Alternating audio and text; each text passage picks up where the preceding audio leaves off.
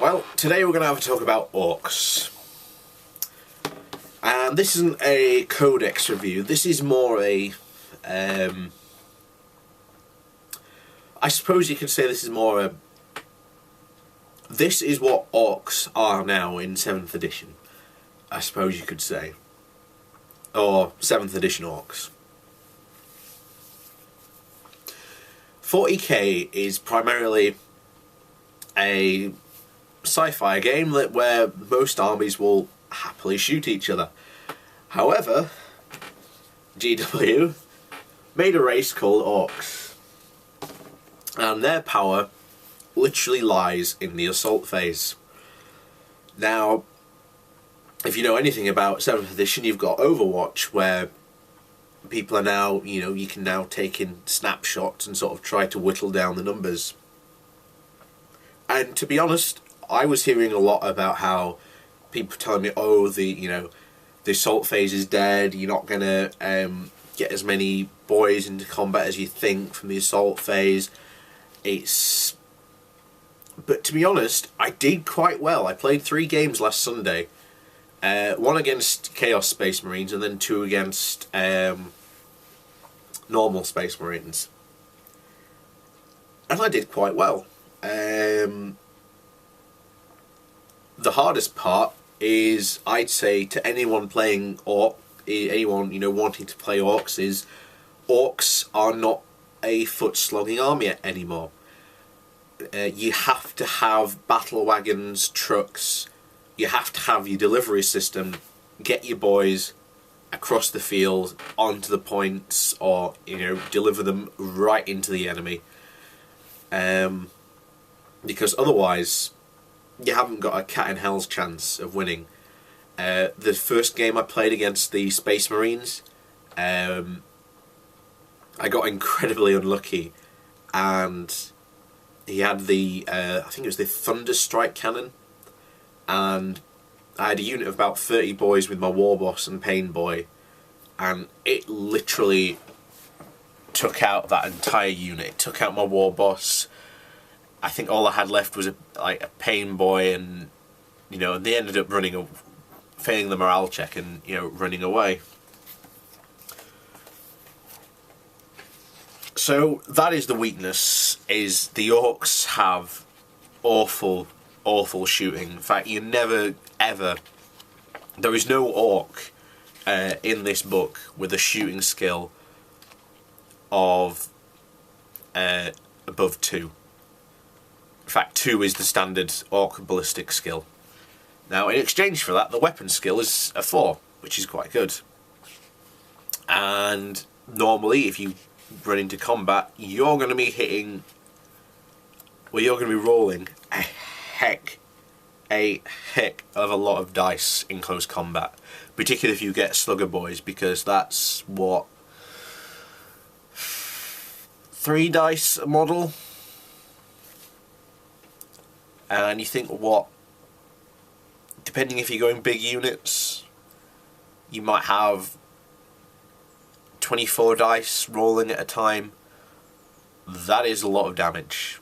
Again, the Space Marine player had 3 Centurions, and at range they were decimating my boys, but luckily I got a battle wagon up close. My boys jumped out, ran in, and then just hacked them to pieces. That is where the orc strength lies. So, what else? That's really all you need to know about the orks at the end of the day. HQ choices, you need to be taking a War Boss. If you are not taking a War Boss, then you are doing something wrong. My advice is, if you can, take Gruk the Face Ripper from Sancta's Reach, because he is a very, very good War Boss. And my other recommendation is take the green Tide detachment, which is 2 HQ choices and at least 3 troop choices, and then you can sort of take whatever you want after that. But that gives you Stampede. And with Stampede, you can war every turn, where normally you'd only be able to do it once. And quite frankly, that is so helpful to be able to do that every single turn. Not only that, but also being able to make Hammer of Wrath attacks for those extra attacks. Awesome. Next HQ choice, you want to be taking a Weird Boy as well. Weird Boy's absolutely awesome. And now with all the new Psychic Powers rules and how good Psychers are in 7th edition, you need to be taking a Weird Boy. Which unfortunately leaves you in the awkward position, because you've now got quite a few HQ choices. You've got a couple of generic ones, which you were Weird Boy. You've got your mechs, your big mechs. I'd be taking your big mechs. I'd say a HQ choice of a war boss and a big mech. If you're going to take a big mech, take the custom force field, because you need survivability, and that custom force field is going to give you boys survivability. Pain Boy, yes, I had my HQ choices were a war boss and a Pain Boy, and the Pain Boy helped out so much. It gave my orcs that extra survivability when they were being shot at. So useful, so very useful. But again, it's so hard. I mean, if you want, you can go Unbound, but again, you are losing Stampede, and you want to be able to do that war every turn, or other than that, you need to be looking at when you call a war, because the orcs are an incredibly difficult army to play because of their lack of shooting skill. If not, you need to be finding a way to stack the dice in your favour, and the best way to do that is with the looters and flash gits. Looters over flash gits, but these are your two orc shooter units, and basically the looters make up for it in the fact that you roll for how many shots each model puts out, so you could be going from between 1 to 6, and you can be throwing lots of dice depending on how many looters you take. So many dice. Flash gits, you're rolling for AP. It's not as good. I don't think flash gits are as good as looters. I do like the new models. But again, one thing I think, if you really want to make them even more effective, if I was taking flash gits, I'd have Captain Badrook. I'd replace my war boss with Captain Badrook.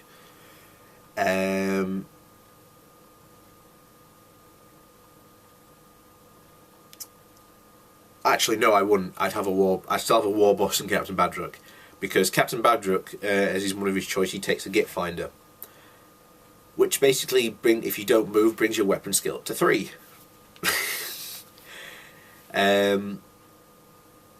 It's a bit better, because then you've sort of got a more 50-50 chance, but you still want to, I'd say, be taking a big mech. If you're going to sit there, I'd take the shock attack gun and just shoot.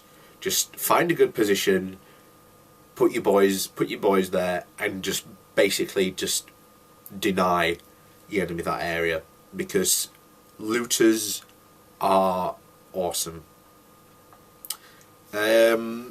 Vehicle wise, vehicle wise, is in true orc fashion. Your vehicles are awful. Well, they're not awful. They're pretty good, actually. But the thing is, you have sort of... I suppose the best way to describe it is you almost have no tanks as an orc player. You've got your trucks, which are your fast attack. They're 10 armour all around. So you basically need to go zoom, out you go, boys. That's their function. Same for the battle wagon. I would not bother making the battle wagon open tops. Well, not giving it hard case, which takes off open top. There's no point. Quite frankly, being able to carry 20 boys into the combat, and not only that, having a frontal armour of 14 means it's got a lot of survivability, because you just go woo, and not a lot of players will be expecting that. The next orc vehicles, again, your Death Dread and Killer Cans. Again, for frontal armour 12, frontal armour on your Killer Cans is 11, well 12 for your Death Dread. It's not bad, but again, these are close combat vehicles, which in itself is not bad, because at least, you know, they've got the armour to be able to get there. But again, you can forget about shooting. Well, Killer Cans maybe, because they're piloted by Gretchens, and Gretchens have a ballistic skill of 3. So Killer Cans might be worth maybe taking something, although maybe taking a rocket launcher, although rocket launcher is free. I'd be taking a Scorcher, because again, you close combat. Again, it'd be far more helpful. And then the newest orc vehicles, I suppose you could say they are, is the Gorkanaut and Morkanaut. And opinion, from what I have read, is split. Because you've got your Gorkanaut, which is your really aggressive vehicle, because it has the I want to call it the Psycho Dagger Blaster, but that's its. I know it's the special role. I think it's like the Super Dagger Blaster or something like that. That's ridiculous. It really is. I mean, with it, you can make 3 shooting attacks at 3 different units in one turn. It's awesome. It really is. You've also got 2 twin link shooters, 2 rocket launchers, a Scorcher, and a Claw of Gork, or possibly Mork, for close combat. It is awesome, and again, transport. It has a transport capacity as well. 6 models. So if you wanted, I'd say put Mega Knobs in there. Just for the fact that Mega Knobs are always going to get shot at, and like anything, like I said at the very beginning, orcs are no longer, in 7th edition, you can't play them as a foot slogging army because of their lack of shooting capability and how basically good shooting has become for everyone. I mean, if you went up against Tau or Eldar, which are at the moment in 7th edition, which are currently the best 2 armies in terms of shooting, I think when the Necrons come out, they'll just be good at shooting as the Tau and Eldar, if not probably slightly better, I suspect. You need to be getting into close combat because you need that delivery system. If you've got the delivery system, awesome. Again, you need to be putting, I think, thinking about putting your war boss on a bike as well. The best unit actually for that, war boss on a bike, pain boy on a bike, and 3 knobs. That unit will destroy stuff completely. And remember, if you go flat out, the orcs get I believe it's I believe they get some sort of saving. I can't remember what they get now exactly. But yeah, don't bother with war buggies. They're cheaper in the new book, but they're still not worth it. Oh yeah, I'm going to talk about the Morkanaut, because the Morkanaut is the interesting one. The Morkanaut's the defensive version. Different weapon. It has the custom Mega Blaster, which is basically a massive plasma gun. Twin link big shooter, 2 rocket launchers, and the Claw of Gork. So it basically loses the Scorcher and gets yeah, it basically just loses the Scorcher. Oh, and the Gorkanaut has the Rampage rule. Well, the Gorkanaut has the Rampage rule, the Morkanaut doesn't. However, you may take a custom force field, giving you an extra saving throw to your orcs, because again, it's what, range of 12 inches? I mean, if you think about it, you've got your Morkanaut on your left side, your big mech on the right with a custom force field, or if you've got the Ghazghkull Thrakabuck, you've got the basically the extra super good custom force field, which again will give you more survivability. But again, I think you'd be foot slogging at that point, and you'd be all be advancing behind the Morkanaut.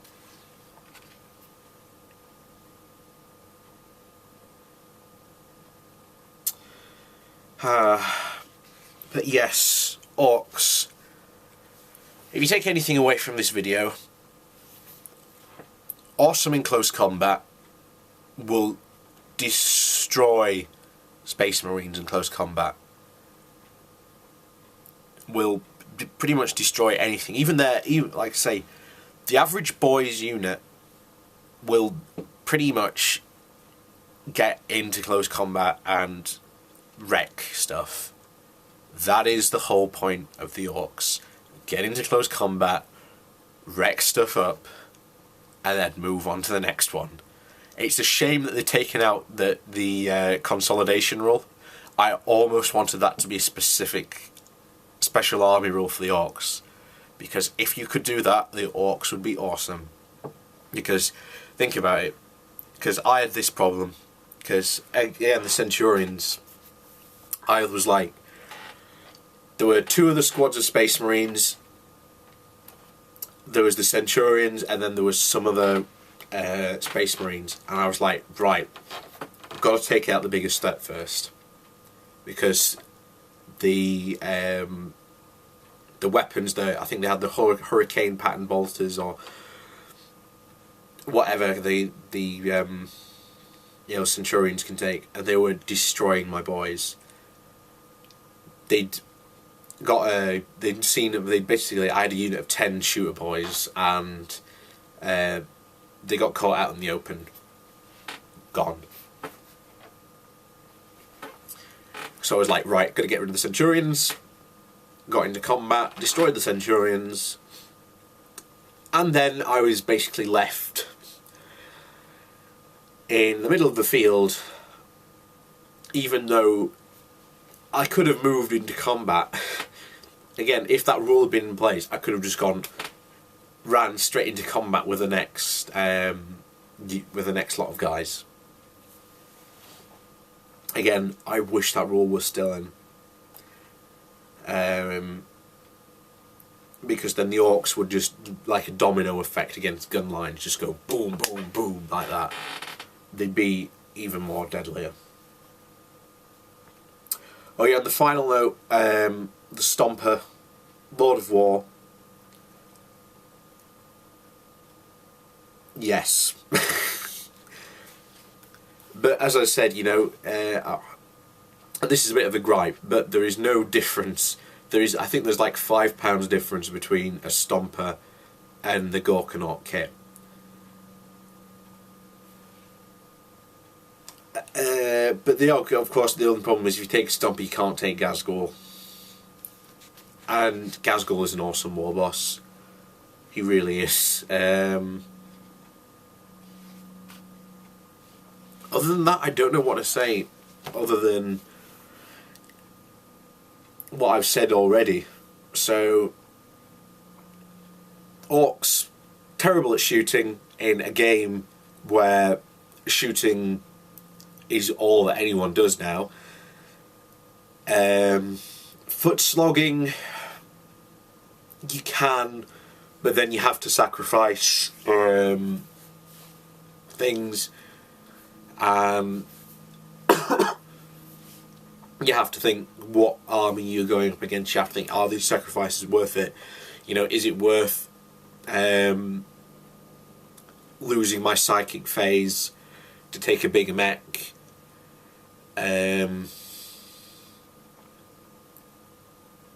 You know, or do I want to take a pain boy, or do I want to go unbound and take 4 HQ choices where I have, you know, a pain boy, a weird boy, big mech and war boss? It's completely dependent. I mean, in the local club, you have to have, you can't just turn up and say, right, I'm playing Unbound. You have to say, I'm playing by this detachment now, which is fine. But it just means you have to be a lot more careful, and you have to think, what army you're going up against? What are they going to do? What are they going to bring to the table? You know, if your opponent brings lots of anti-infantry weapons and you're foot slogging, then it's goodbye. You are going to get ripped to shreds completely. So you need the delivery system of the trucks and the battle wagons will give you.